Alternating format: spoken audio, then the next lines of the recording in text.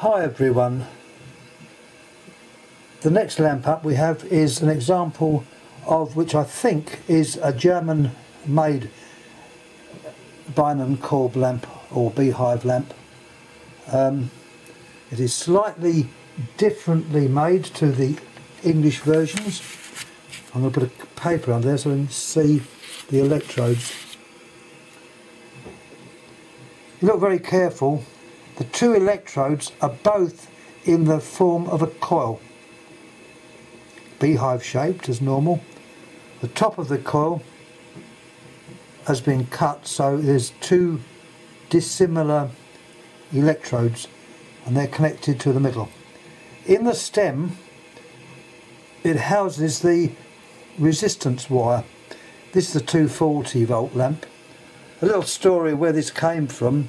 As a lot of you know, I go to a lot of boot sales, and one of the boot sales I go to, the boot sale in England, is a flea market.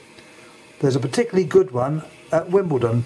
It's in the Wimbledon dog track, and stuff appears from mainly house clearances or factories that have shut down.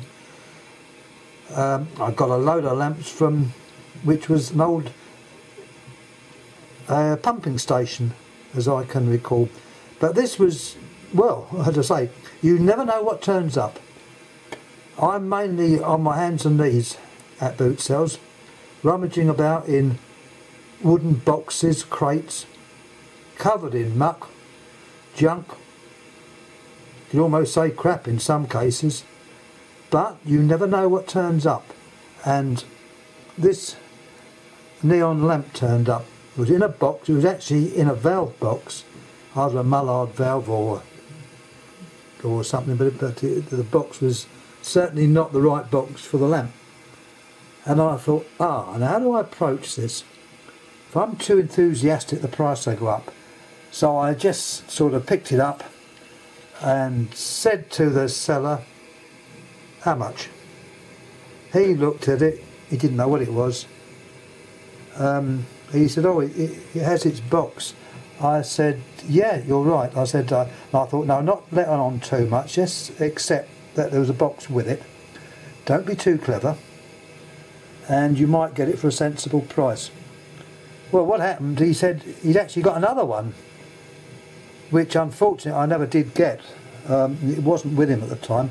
He might have actually sold it, I don't know. But anyhow, this lamp turned up.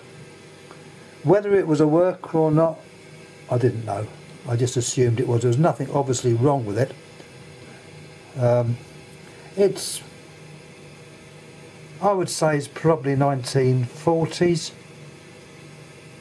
Something of that era. It might be a bit later, 40s, 50s.